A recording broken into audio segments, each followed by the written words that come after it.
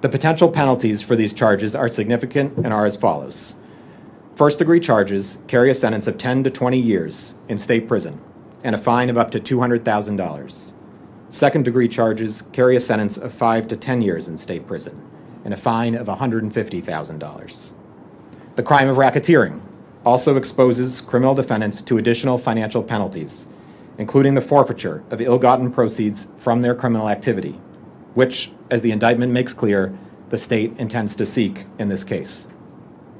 The offense of official misconduct exposes a defendant who is a public official convicted of a crime relating to her office with a mandatory minimum term of imprisonment of 5 years if convicted. We're here today to announce the unsealing of a 13-count indictment charging George Norcross with leading a criminal enterprise, of which his 5 co-defendants in this case, along with several unindicted co-conspirators, were allegedly members. The state alleges that defendants George Norcross, Philip Norcross, William Tambusi, the former mayor of Camden, Dana Redd, Sidney Brown, and John O'Donnell committed the crime of first-degree racketeering conspiracy, among other offenses, to further the purposes of the Norcross enterprise. From at least as early as 2012 through the present, the state alleges that the Norcross enterprise used its power and influence over government officials to craft legislation tailored to serve the interests of the Norcross enterprise. And with the cooperation of former mayor of Camden, Dana Redd, they co-opted the Camden city government to aid the Norcross enterprise in obtaining property and property rights along the Camden waterfront through coercion, extortion, and other criminal acts. Rather than partnering with the developer of their choosing and earning expected millions of dollars from the transaction and then sharing in future profits from its intended ownership of the L3 complex, the nonprofit instead partnered with the developer selected for them by the Norcross enterprise and received a mere net of approximately $125,000 in the transaction. The developer chosen by the Norcross enterprise, on the other hand, was able to obtain the L3 complex at a discounted price only available to the nonprofit. And then Cooper Health gained an ownership interest in L3, it moved into the L3 complex, and it's collected over $27 million in state tax credits from 2016 to 2022, thanks to legislation that the Norcross enterprise helped craft. Legislation that we allege Philip Norcross described in his own words during a recorded conversation as follows, quote, "We rewrote a tax credit law in New Jersey that says, in essence, if you come to Camden, we're going to give you 100% tax credit for all capital and related costs. It will cause real havoc. It's unlimited," end quote. Through their alleged acts, the Norcross enterprise was able to obtain the rights to build multiple buildings and obtain hundreds of millions of dollars in government-issued tax credits. They allegedly did this with the complicity and acquiescence of various state and local elected and appointed officials who turned a blind eye to their duties and obligations to the people of New Jersey to instead serve the interests of a powerful few. The state alleges that George Norcross has been running a criminal enterprise in the state for at least the last 12 years. This alleged conduct of the Norcross enterprise has caused great harm to individuals, businesses, nonprofits, the people of the state of New Jersey, and especially to the city of Camden and its residents. That stops today. With this indictment, the state of New Jersey intends to hold the Norcross enterprise accountable for the crimes alleged to have been committed by its members. It's often said that in New Jersey, politics is a blood sport. And what's meant by that is that if you don't go along with the demands of those in political power, you'll get hurt. You might lose your job, you might lose your business. Maybe you lose your reputation. Or maybe government, the very government that you vote for, that you support with your tax dollars, that exists to serve you, will instead be weaponized against you. All of these consequences are on full display in this indictment.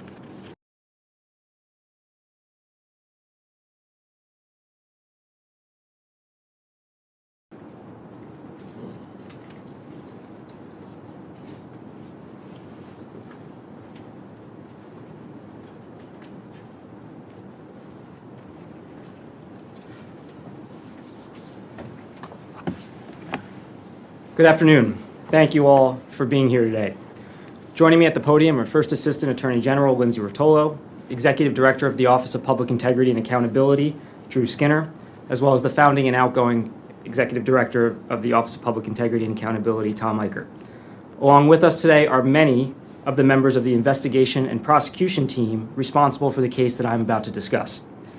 We're here today to announce the unsealing of a 13-count indictment charging George Norcross with leading a criminal enterprise, of which his 5 co-defendants in this case, along with several unindicted co-conspirators, were allegedly members. The state alleges that defendants George Norcross, Philip Norcross, William Tambusi, the former mayor of Camden, Dana Redd, Sidney Brown, and John O'Donnell committed the crime of first-degree racketeering conspiracy, among other offenses, to further the purposes of the Norcross enterprise. Let me be clear. With respect to the conduct I'm about to describe, the allegations in the indictment are merely allegations, and the defendants are presumed innocent unless and until proven guilty in a court of law. The city of Camden, once a booming industrial and manufacturing hub, has long suffered economic decline. The great hope for Camden to regain its stature as a thriving city was the revitalization of its waterfront. With sweeping views of Philadelphia, the abandoned industrial sites along the Camden waterfront had the potential to serve as the city's salvation. But as the state alleges, the Norcross enterprise manipulated government programs and processes designed to attract development and investment to instead suit their own financial desires, instead of contributing to the successes of the city of Camden. Through a series of criminal acts alleged in the state's case, the Norcross enterprise took the Camden waterfront all for themselves. As George Norcross himself allegedly said, quote, "This is for our friends," end quote. From at least as early as 2012 through the present, the state alleges that the Norcross enterprise used its power and influence over government officials to craft legislation tailored to serve the interests of the Norcross enterprise. And with the cooperation of former mayor of Camden, Dana Redd, they co-opted the Camden city government to aid the Norcross enterprise in obtaining property and property rights along the Camden waterfront through coercion, extortion, and other criminal acts. I will go through a series of these alleged acts now, but I encourage you to read the entire indictment, which runs 111 pages and which was unsealed this morning. Among the several criminal acts outlined and alleged in the state's indictment is the Norcross Enterprise's unlawful intervention in the purchase of the L3 complex by a nonprofit redevelopment organization. This complex, consisting of 2 3-story buildings and surface parking depicted in the image to my far left, was identified as the only suitable location for Cooper Health, for which George Norcross served as chair of the Board of Trustees. Before George Norcross learned that the nonprofit organization was actively seeking to purchase L3, the Camden mayor's office directed the nonprofit's leaders to meet regularly with Philip Norcross and then to update the Norcross enterprise of its progress in the deal. Philip Norcross is and was a lawyer in private practice who did not hold elected office or any governmental position within the city of Camden. It is alleged that he stated during a recorded conversation that, quote, "I try to practice as little law as possible. Just for laughs and giggles, I run a law firm. And for more laughs and giggles, my siblings and I get around the table and decide what George's agenda is in Camden," end quote. At the direction of city government officials, the nonprofit's leaders met regularly with Philip Norcross and were pressured to follow the directions of the Norcross enterprise or else face repercussions. As alleged in the indictment, as a result of the actions of the Norcross enterprise, rather than partnering with the developer of their choosing and earning expected millions of dollars from the transaction and then sharing in future profits from its intended ownership of the L3 complex, the nonprofit instead partnered with the developer selected for them by the Norcross enterprise and received a mere net of approximately $125,000 in the transaction. The developer chosen by the Norcross enterprise, on the other hand, was able to obtain the L3 complex at a discounted price only available to the nonprofit. And then Cooper Health gained an ownership interest in L3, it moved into the L3 complex, and it's collected over $27 million in state tax credits from 2016 to 2022, thanks to legislation that the Norcross enterprise helped craft. Legislation that we allege Philip Norcross described in his own words during a recorded conversation as follows, quote, "We rewrote a tax credit law in New Jersey that says, in essence, if you come to Camden, we're going to give you 100% tax credit for all capital and related costs. It will cause real havoc it's unlimited, end quote. Through another series of extortionate and other unlawful acts alleged in the indictment made public earlier today, the Norcross enterprise forced a private developer who had once been courted by the city of Camden to invest in the redevelopment of its waterfront. It forced them to relinquish property rights so that the Norcross enterprise could build the tallest building on the Camden waterfront, and the headquarters of the company is run by three of the defendants in this case, the Triad 1828 Center, as well as a residential apartment building known as 11 Cooper. When the developer would not initially relinquish his rights on terms preferred by the Norcross enterprise, George Norcross threatened the developer that he would in substance and in part, quote, F you up like you've never been effed up before, end quote.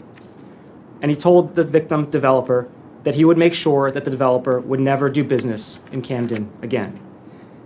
As alleged in the indictment, in a later recorded phone call, George Norcross admitted to threatening the developer and recalled a conversation with the victim developer asking Norcross, quote, are you threatening me, end quote, to which George Norcross responded, quote, absolutely, end quote.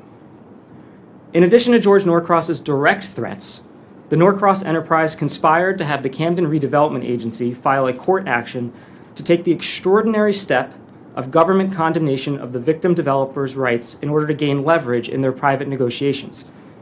They did this without meaningful involvement from the city or even attempting to follow the legal process that protects against the government arbitrarily taking someone's property. The Norcross enterprise plotted to have Camden city officials publicly accuse the developer of being, quote, not a reputable person. The Norcross enterprise caused Camden city officials, including Mayor Dana Redd, to freeze out the victim developer by stopping all communications with him.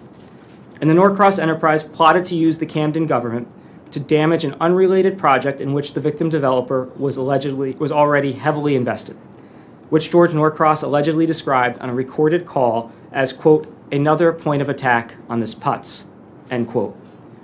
As alleged in the indictment, that is a plan that the Norcross enterprise later executed to further harm the developer. All of these acts were used to, as George Norcross allegedly said on a recorded call, put a quote-unquote bat over the victim developer's head. The plan worked. As a result of the Norcross enterprise's actions and fearful of the financial harm he would suffer as a result of George Norcross's control over the city of Camden, the developer victim eventually gave in, and for $1.95 million, a fraction of what the victim believed his rights to be worth, the victim developer agreed to, 1, extinguish a view easement that enhanced the value of his other Camden investment, which then allowed for the eventual height of Norcross Enterprises' Triad 1828 Center. Today, that building stands 150 feet above what would have been permitted under the victim's easement. 2, the victim developer sold his residential right of first refusal and residential redevelopment rights and property, including permits and architectural plans. 3, he sold $18 million worth of tax credits that could be redeemed by the Norcross enterprise following the development of the 11 Cooper site. By contrast, the Norcross enterprise greatly benefited from this transaction. For example, the indictment alleges the following benefits for the defendants. On the very same date that the victim developer agreed to the sale, the insurance firm of Connor Strong and Bucklew, where defendant George Norcross serves as executive chair, the trucking and logistics company of NFI, where defendant Sidney Brown serves as CEO, and the Michaels Organization, a residential development company led by defendant John O'Donnell, each filed tax credits under a government tax incentive program tailored by and for the Norcross enterprise. In the application, they proposed to construct what would eventually become their headquarters, the Triad 1828 Center. 5 months later, the New Jersey Economic Development Authority announced tax credit awards of approximately $86.2 million for Connor Strong, approximately $79.3 million for Michaels, and approximately $79.3 million for NFI to construct the Triad 1828 Center. The Triad 1828 Center was then constructed over the years that followed and is owned by Camden Partners Tower Equities, an entity comprised of LLCs associated with defendants George Norcross, Sidney Brown, and John O'Donnell. The Triad 1828 Center was then occupied by only 3 companies who leased the space: Norcross's Connor Strong, Brown's NFI, and O'Donnell's Michaels. For leasing space in the Triad 1828 Center, the 3 companies have received a total of at least $29 million in tax credits. the companies have been able to turn around and sell those tax credits for millions of dollars. And between the three companies, they have approximately $211 million more in tax credits to be awarded through the end of calendar year 2030.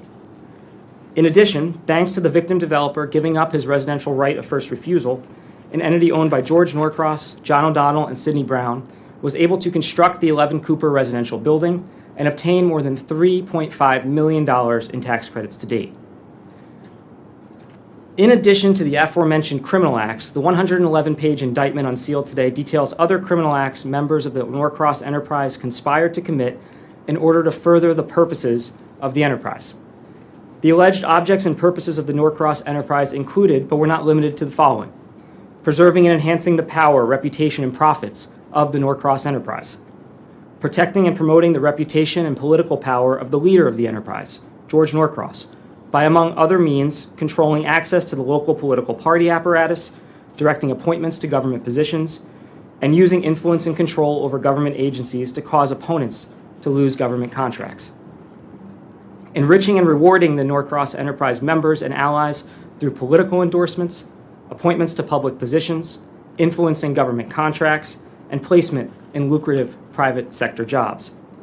Influencing the New Jersey legislature to pass legislation to increase tax credit awards for projects in Camden and advance the interests of the Norcross enterprise. Concealing, misrepresenting, and hiding the illegal operation of the Norcross enterprise and acts done in furtherance of the enterprise from the public, from law enforcement, and from the media. Promoting compliance with the demands of the Norcross enterprise by retaliating against those opposed to the enterprise. And using the Norcross enterprise's reputation for controlling government entities to intimidate and threaten those who hold interests and rights that the Norcross enterprise seeks to acquire or extinguish. In short, this indictment alleges that a group of unelected private businessmen used their power and influence to get government at the state and local levels to aid their criminal enterprise and further its interests. Through their alleged acts, the Norcross enterprise was able to obtain the rights to build multiple buildings and obtain hundreds of millions of dollars in government-issued tax credits, among other benefits. They allegedly did this with the complicity and acquiescence of various state and local elected and appointed officials, who turned a blind eye to their duties and obligations to the people of New Jersey to instead serve the interests of a powerful few. The state alleges that George Norcross has been running a criminal enterprise in the state for at least the last 12 years. This alleged conduct of the Norcross enterprise has caused great harm to individuals, businesses, nonprofits, the people of the state of New Jersey, and especially to the city of Camden and its residents. That stops today. With this indictment, the state of New Jersey intends to hold the Norcross enterprise accountable for the crimes alleged to have been committed by its members. It's often said that in New Jersey, politics is a blood sport. And what's meant by that is that if you don't go along with the demands of those in political power, you'll get hurt. You might lose your job, you might lose your business, maybe you lose your reputation, or maybe government, the very government that you vote for, that you support with your tax dollars, that exists to serve you, will instead be weaponized against you. All of these consequences are on full display in this indictment.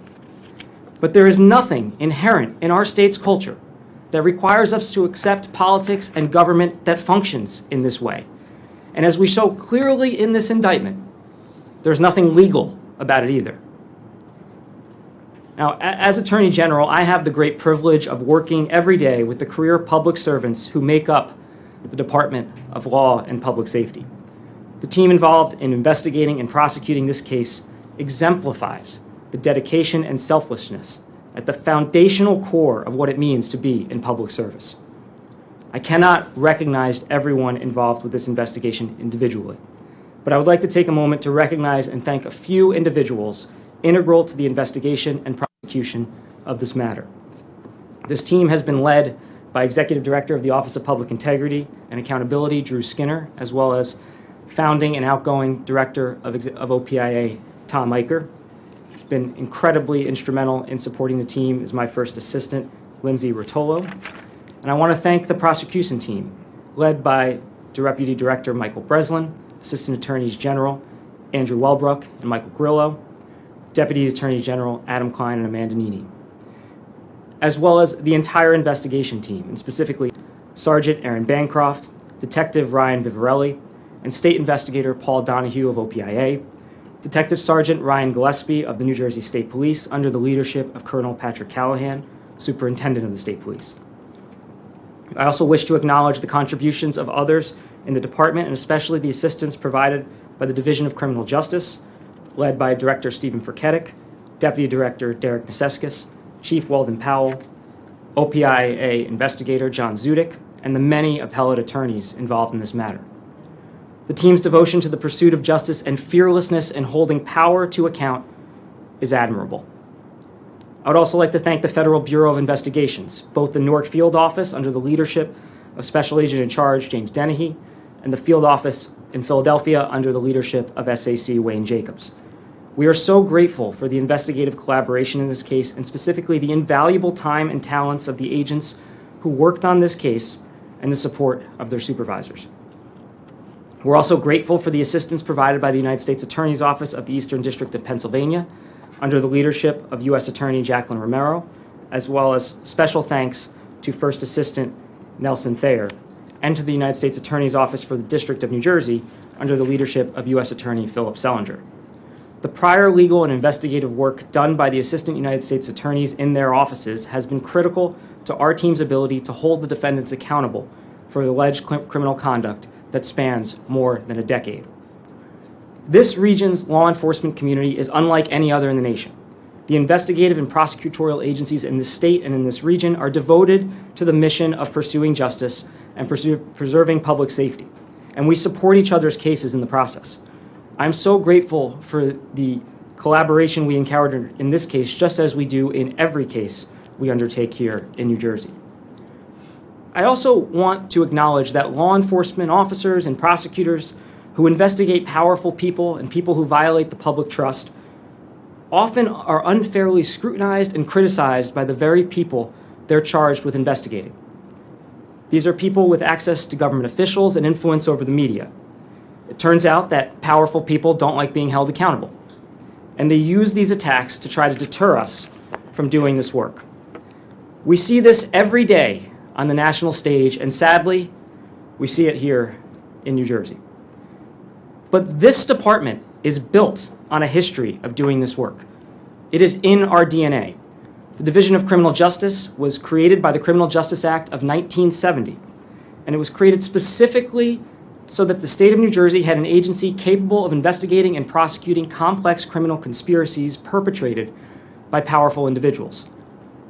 I am inspired by the public servants who do this work, this tireless, grueling, often thankless work that involves sacrifice and commitment to a righteous cause, no matter who it may offend.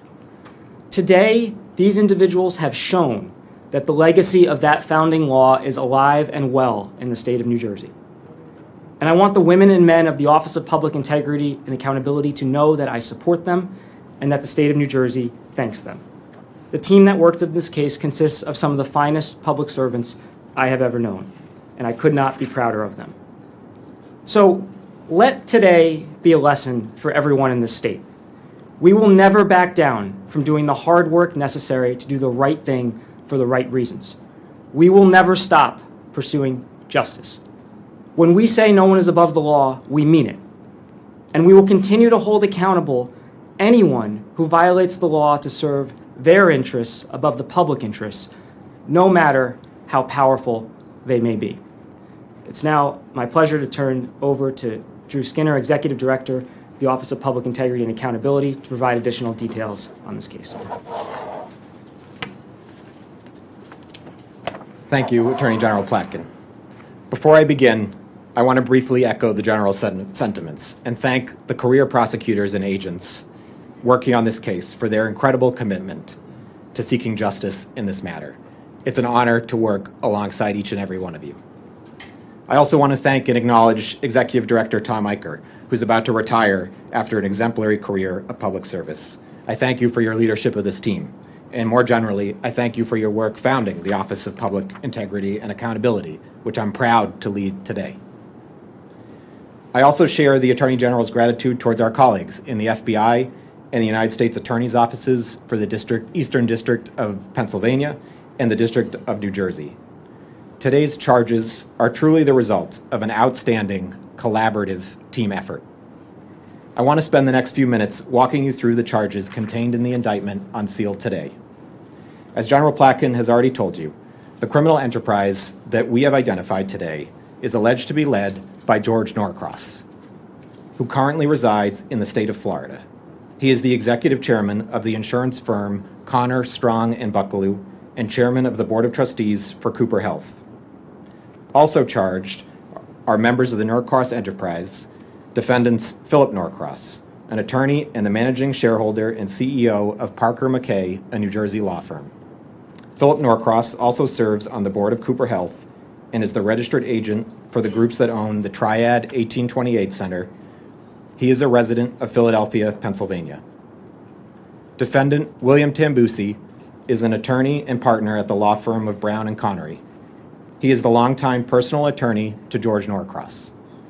From 1989 to present, he also served as counsel to the Camden County Democratic Committee, which George Norcross chaired from 1989 to 1995.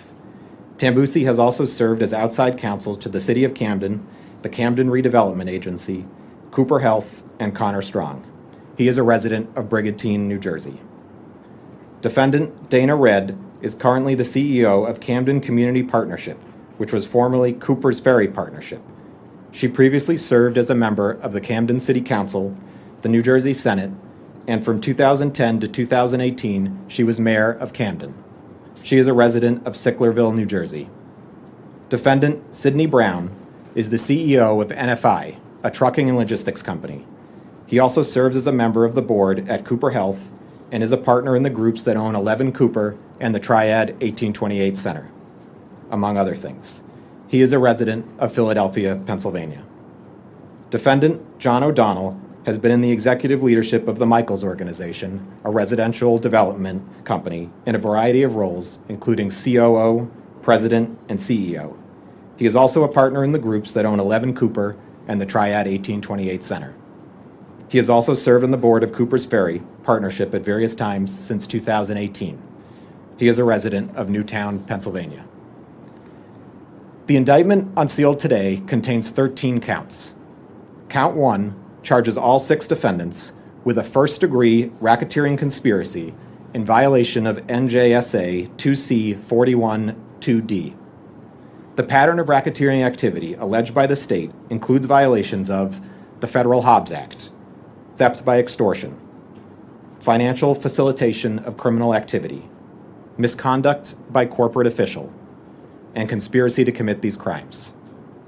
Count 2 charges defendants George Norcross, Philip Norcross, Dana Redd, and William Tambusi with first-degree conspiracy to commit theft by extortion, criminal coercion, financial facilitation, misconduct by corporate official, and official misconduct in connection with allegations related to the L3 complex.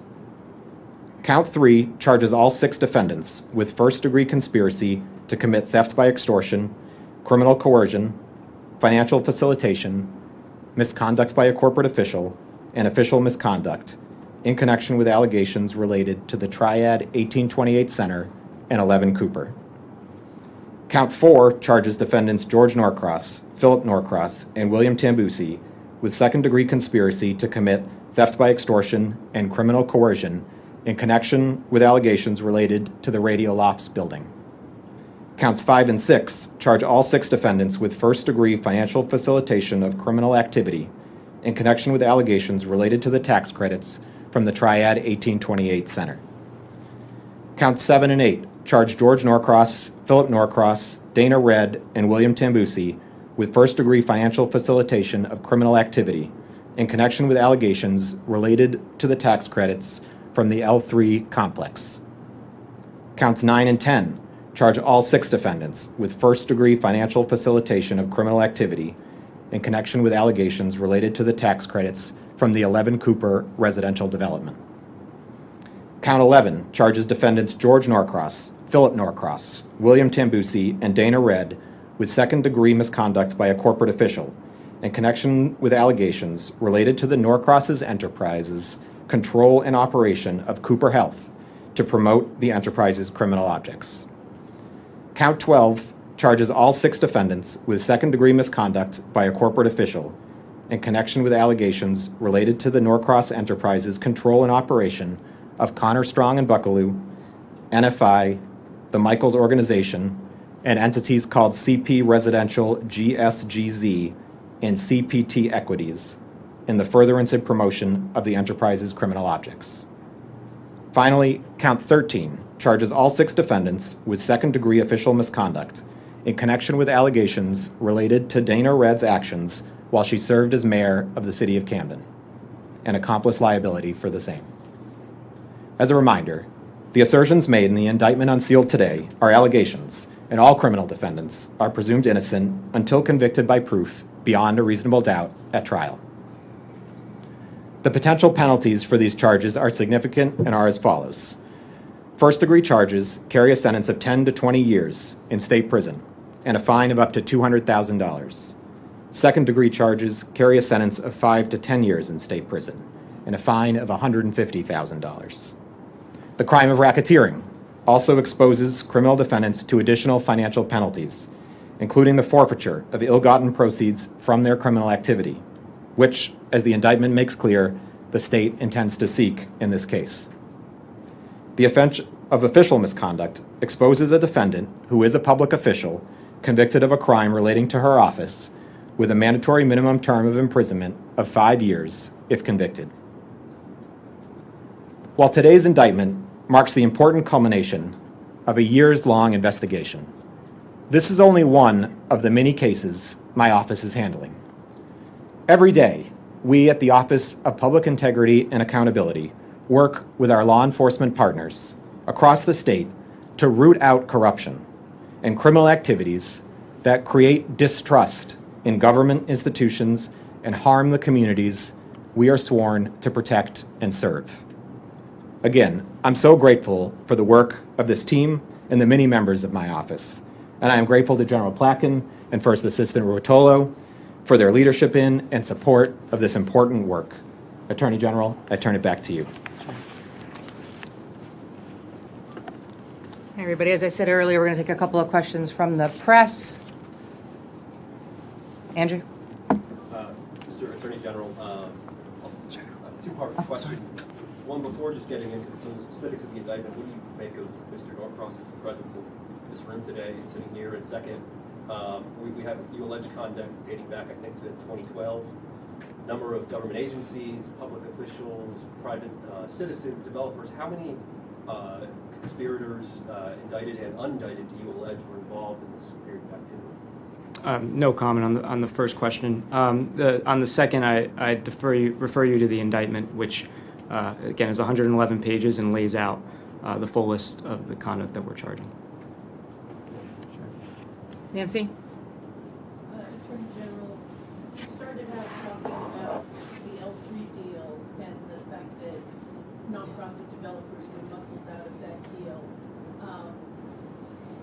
The documents that detail the fight of that are connected to John Sheridan. He was involved in trying to fight off that deal, and John Sheridan, those documents were found on the dining room table the morning after he was murdered. What is your office looking into that case, and how do you see the murder of John and Joyce Sheridan is connected to this conspiracy you laid out today? I don't have any update on any of the other or any unrelated case to this. So unfortunately, nothing more to add there. Jeff? Is this the universe of indictments that you expect, or do you expect to see other unindicted co-conspirators? Do you expect this investigation to continue, or is this the end that we go forward with prosecution? Our work always continues, and if new evidence comes to light, we will not hesitate to bring additional charges. I think we're good. We're going to go. Thank you. Thank you, everybody. Oh, Tracy? Take one more. Voice recordings. Does the indictment explain, because I haven't taken a look at it yet, like how long were you on with the wire, or was it for long? I'm not going to go into the means and methods of the investigation, but the indictment, I'll refer you to the indictment, Tracy, that lays out the recordings that we're talking about. Thank you. Attorney General, So most of the questions that you guys are answering are in the indictment, copies of which are in the back of the room. They're also available online. Like we said, most of the questions aren't going to be able to be answered today. If you need anything from any of the press staff, we're around. If you need anything later in the day, we're around as well. Thank you very much, everybody, for coming. We'll be having comment outside of the building if anybody wants to ask us any questions. We'll answer any questions as opposed to what we went through here.